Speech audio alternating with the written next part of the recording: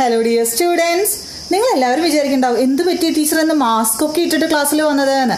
ഒരു കാര്യം നിങ്ങൾക്ക് ഈസി ആയി പറഞ്ഞുതരാൻ വേണ്ടിയിട്ടാണ് ഞാൻ ഈ മാസ്ക് യൂസ് ചെയ്തിരിക്കുന്നത് കേട്ടോ. അപ്പോൾ ക്ലാസ്സിലോട്ട് കിടക്കാം. എന്താണ് ഈ മാസ്കിന്റെ യൂസ് എന്നൊക്കെ നമുക്ക് അപ്പം നോക്കാം. ഫൈൻ. അപ്പോൾ നമ്മൾ ടെൻസ് കംപ്ലീറ്റ് ചെയ്ത് കഴിഞ്ഞു. ടെൻസ് നന്നായി മനസ്സിലായ ഒരാൾക്ക് ഈസി ആയി ചെയ്യാൻ പറ്റുന്ന ഒരു ടോപ്പിക്കാണ് ഞാൻ ഇന്ന് PSCയുടെ ഇമ്പോർട്ടൻ്റ് ആയ ഒരു ടോപ്പിക്കാണ് ഞാൻ ഇന്ന് പ്രിഫർ ചെയ്തിരിക്കുന്നത്. That is in case. In case എന്ന് പറയുന്നത് രണ്ട് പാർട്ടുകളെ, രണ്ട് സെന്റൻസുകളെ തമ്മിൽ കണക്ട് ചെയ്യുന്ന ഒരു കൺജങ്ഷനായി സെന്റൻസിൽ വന്നാൽ എങ്ങനെ ഉപയോഗിക്കണം എന്ന് PSC ക്വസ്റ്റ്യൻ പേപ്പറിൽ സ്ഥിരമായിട്ട് വരുന്ന ഒരു ചോദ്യമാണ്. ഓക്കെ, അപ്പൊ ഇൻ കേസിന്റെ മീനിങ് എന്താ? അങ്ങനെയാണെങ്കിൽ, അങ്ങനെ സംഭവിക്കുകയാണെങ്കിൽ എന്നൊക്കെയുള്ള അർത്ഥത്തിലാണ് നമ്മൾ ഇൻ കേസ് ഉപയോഗിക്കുന്നത്. ഇനി ഇൻ കേസിന് ഒരു ഫോർമാറ്റ് ഉണ്ട്. എങ്ങനെയാണ് ഇത് കൺജങ്ഷൻ ആയിട്ട് വരുമ്പോൾ നമ്മൾ സെന്റൻസിൽ ഉപയോഗിക്കുക എന്നുള്ളത്. ഓക്കെ, നമുക്ക് നോക്കാം. With the help of this mask, see look at this. I wear a mask. I wear a mask in case corona comes. I wear a mask in case corona comes. അപ്പൊ ഇവിടെ ഞാൻ I wear a mask എന്ന ഭാഗം ഒരു പ്രിക്കോഷനായും ഒരു മുൻകരുതലായും, അത് കഴിഞ്ഞ് in case എന്ന കൺജങ്ഷനും, ഇനി സെക്കൻഡ് പാർട്ട്, സെന്റൻസിന്റെ സെക്കൻഡ് പാർട്ട് എന്ന് പറയുന്നത് ഇൻ കേസ് കൊറോണ കംസ് എന്ന ഒരു പോസിബിലിറ്റിയുമാണ്. മനസ്സിലായോ? ഒരു സാധ്യതയെ മുൻകൂട്ടി നമ്മൾ കരുതാണ്. എന്തെങ്കിലും വരുന്നതിന് മുമ്പ് തന്നെ നമ്മളൊരു മുന്നൊരുക്കം നടത്തുന്ന പ്രിക്കോഷനാണ് ഫസ്റ്റ് പാർട്ട് എങ്കിൽ, രണ്ടാമത്തെ പാർട്ട് എപ്പോഴും ഒരു പോസിബിലിറ്റി ആയിരിക്കും. ഇതാണ് ഇൻ കേസിന്റെ ഒരു സ്ട്രക്ചർ, ഫോർമാറ്റ്, ഒരു കൺജങ്ഷൻ ആയിട്ട് വരുമ്പോൾ. അപ്പൊ ഫസ്റ്റ് പാർട്ട് എന്ന് പറയുന്നത് ഒരു എന്താണ്? പ്രിക്കോഷൻ. അത് കഴിഞ്ഞാണ് എന്ത് വരുന്നത്? In case. അത് കഴിഞ്ഞാണ് നമ്മുടെ സെക്കൻഡ് പാർട്ട് എന്താവുന്നത്? പോസിബിലിറ്റി. അപ്പൊ ഇതിന് നമുക്ക് കുറച്ച് ടെൻസുകളുടെ ഒക്കെ ആവശ്യമുണ്ട്. ഇനി മാസ്ക് ഒക്കെ മാറ്റിയിട്ട് ഞാനത് പറഞ്ഞുതരാം. ഫൈൻ. അപ്പം ഇൻ കേസ് മിഡിലാണ് വരിക. രണ്ട് പാർട്ടുകൾ റൈറ്റിലും ലെഫ്റ്റിലും ഉണ്ടാവുന്ന എല്ലാവർക്കും മനസ്സിലായില്ലോ കൺജങ്ഷൻ ആവുന്ന സമയത്ത്. Okay, fine. അപ്പം ഇൻ കേസ് യൂസ് ചെയ്യുമ്പോൾ ഉപയോഗിക്കാൻ പറ്റാത്ത കുറച്ച് വാക്കുകളുണ്ട്. ഇൻ കേസിന്റെ കൂടെ ഈ വാക്കുകളുടെ ആവശ്യമില്ല. ഏതൊക്കെയാണെന്ന് ഞാനിവിടെ ഡോണ്ട് യൂസ് എന്ന് എഴുതി ചാർട്ടിൽ എഴുതിയിട്ടുണ്ട്. ഏതൊക്കെയാ നോക്കൂ. സോ വേണ്ട, മേ, മൈറ്റ് വേണ്ട, ബിക്കോസ് വേണ്ട, സംടൈംസ് വേണ്ട. ഇതൊന്നും യൂസ് ചെയ്യേണ്ട ആവശ്യമില്ല. അപ്പം മേ ബി നിങ്ങൾക്ക് എറർ കറക്ഷനിലൊക്കെ ഇൻ കേസ് വരികയാണെങ്കിൽ ഈ വാക്കുകൾ ചേർന്ന് ഇൻ കേസ് എഴുതിയിരുന്നത് തെറ്റാണ് എന്ന് മനസ്സിലായിക്കോളൂ. So, may, might, because, sometimes ഒന്നും ആവശ്യമില്ല, ഉപയോഗിക്കരുത് എന്നാണ് ഉദ്ദേശിക്കുന്നത്.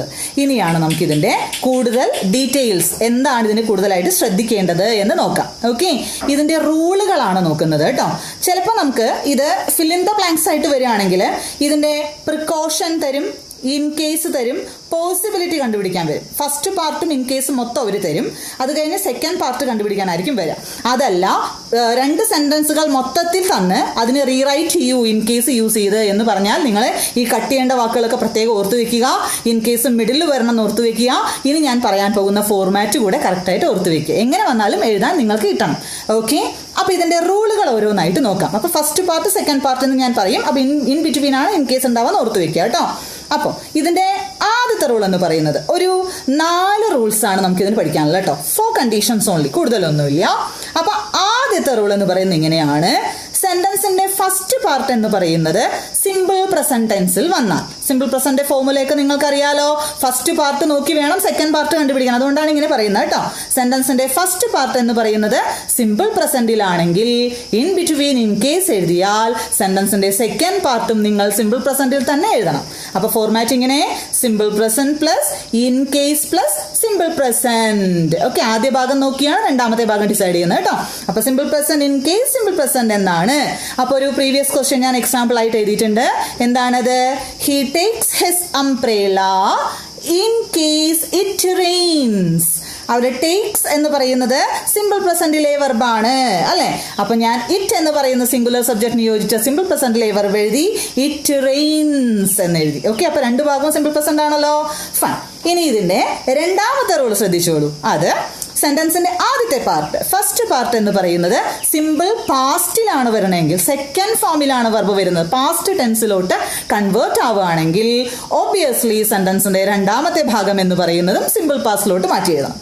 ഓക്കെ, സെക്കൻഡ് പാർട്ട് എന്തായിരിക്കും? സിമ്പിൾ പാസ്റ്റ് തന്നെയായിരിക്കും. Very easy. സോ അതേ എക്സാമ്പിൾ നമുക്ക് ഇങ്ങോട്ട് മാറ്റാം.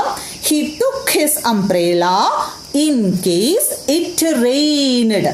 ഹി ടുക്ക് എന്ന V2 ഔട്ട് മാറിയപ്പം ഞാൻ അവിടെ ഇറ്റിനോട് ചേർന്ന് എന്ത് എഴുതിയേ? ഇറ്റ് റെയിൻഡ് എന്നാണ് ഇത്. രണ്ട് ഭാഗവും V2 ടുക്കും റെയിനിടും. മനസ്സിലായല്ലോ എല്ലാവർക്കും?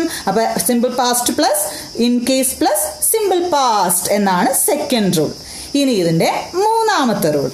സെന്റൻസിന്റെ ഫസ്റ്റ് പാർട്ട് എന്ന് പറയുന്നത് സിമ്പിൾ ഫ്യൂച്ചറിലാണ് വരുന്നതെങ്കിൽ ഇൻ ബിറ്റ്വീൻ ഇൻ കേസ് എഴുതിയാൽ സെന്റൻസിന്റെ സെക്കൻഡ് പാർട്ട് എന്ന് പറയുന്നത് സിമ്പിൾ പ്രസന്റിലാവണം. ഫ്യൂച്ചറിലോട്ട് ആക്കരുത് കേട്ടോ. ആദ്യം പ്രസന്റ് പാസ്റ്റ് പറഞ്ഞ ഫ്യൂച്ചർ എന്നല്ല. ഈ സെന്റൻസിന്റെ രണ്ടാമത്തെ ഭാഗം എന്തായിട്ടാണ് മാറുക? സിമ്പിൾ പ്രസന്റ് ആയിട്ടാണ് മാറുന്നത്. ഓക്കെ, അപ്പൊ എക്സാമ്പിൾ ശ്രദ്ധിക്കൂ. He will take his umbrella in case it rains. Again it rains. Okay, he will take എന്ന് പറഞ്ഞാൽ സിമ്പിൾ ഫ്യൂച്ചർ ആണ്. സോ ഞാൻ മെയിൻ പോർഷൻ, അതായത് സെക്കൻഡ് പോർഷൻ ഇങ്ങനെ എഴുതിയേ? ഇറ്റ് റെയിൻസ് എന്ന സിമ്പിൾ പ്രസന്റിലാണ്. ക്ലിയർ ആയോ എല്ലാവർക്കും? ഇതാണ് ടെൻസുകളെ ബേസ്, അതായത് ആദ്യത്തെ 3 ഫോർമാറ്റുകൾ. ഓക്കെ, ഇനി അടുത്ത ഫോർമാറ്റ്. ഇത് 3 നമ്മൾ ഡയറക്ട്ലി അസർട്ടീവ് സെന്റൻസുകൾ അല്ലെ, സ്റ്റേറ്റ്മെന്റുകളാണ് പറഞ്ഞത്. എന്നാൽ നാലാമത്തെ കണ്ടീഷൻ എന്ന് പറയുന്നത് ഇങ്ങനെയാണ്. ഒരു ഇംപെരേറ്റീവ് സെന്റൻസിലും ഇൻ കേസ് വരും. ഇംപെരേറ്റീവ് സെന്റൻസ് എന്ന് പറഞ്ഞാൽ എന്താ? കമാൻഡുകളും റിക്വസ്റ്റുകളും ഓർഡറുകളും. അതെങ്ങനെയാ വരിക? നമ്മൾ സെന്റൻസുകളിൽ പഠിച്ചതാണല്ലേ. വെർബിൽ സ്റ്റാർട്ട് ചെയ്യും. വെർബ് പ്ലസ് ഒബ്ജക്റ്റ് എന്ന മെത്തേഡായിരിക്കും എന്ത്? ഇംപെരേറ്റീവ് സെന്റൻസ്. അപ്പോ വെർബ് പ്ലസ് ഒബ്ജക്റ്റ് എന്ന ഇംപെരേറ്റീവ് സെന്റൻസ് ആയിട്ട് വരികയാണെങ്കിലും മറുഭാഗം ഇൻ കേസിനോട് ചേർന്ന് വരുന്ന സെക്കൻഡ് പാർട്ട് എന്ന് പറയുന്നത് സിമ്പിൾ പ്രസന്റിൽ തന്നെ നിങ്ങൾ എഴുതിയാൽ മതി. മനസ്സിലായോ? ഇംപെരേറ്റീവ് സെന്റൻസിൽ ഇൻ കേസ് വന്നാലും സെന്റൻസ് ഏതായിരിക്കും? സെന്റൻസ് എഴുതേണ്ടത് സെക്കൻഡ് പാർട്ട് ഏത് ഫോമിലാണ് എഴുതേണ്ടത്? സിമ്പിൾ പ്രസന്റിലായിരിക്കും. എക്സാമ്പിൾ ശ്രദ്ധിക്കൂ. അപ്പോൾ വെർബ് പ്ലസ് ഒബ്ജക്റ്റ്, അതാണ് എന്തിന്റെ ഫോർമാറ്റ്? ഇംപെരേറ്റീവ് സെന്റൻസിന്റെ ഫോർമാറ്റ്. സോ ആൻസർ എങ്ങനെയായിരിക്കണം? സിമ്പിൾ പ്രസന്റിലായിരിക്കണം. സോ ശ്രദ്ധിച്ചോളൂ. Keep some candles. കീപ്പ് വെർബാണ്. സം കാൻഡിൽസ് എന്നത് ഒബ്ജക്റ്റ് ആണ്. In case electricity fails.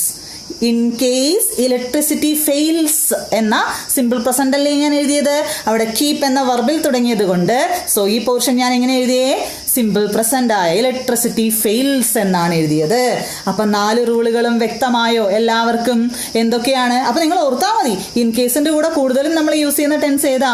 Simple present ആണ്. എപ്പോഴൊക്കെയാണ് നമ്മൾ സിമ്പിൾ പ്രസന്റ് ഇൻ കേസിന്റെ കൂടെ യൂസ് ചെയ്യുന്നത്? സിമ്പിൾ പ്രസന്റ് ആണ് ഫസ്റ്റ് ഭാഗം എങ്കിൽ സെക്കൻഡ് പോർഷൻ എന്ത് തന്നെയായിരിക്കും? സിമ്പിൾ പ്രസന്റ് ആയിരിക്കും.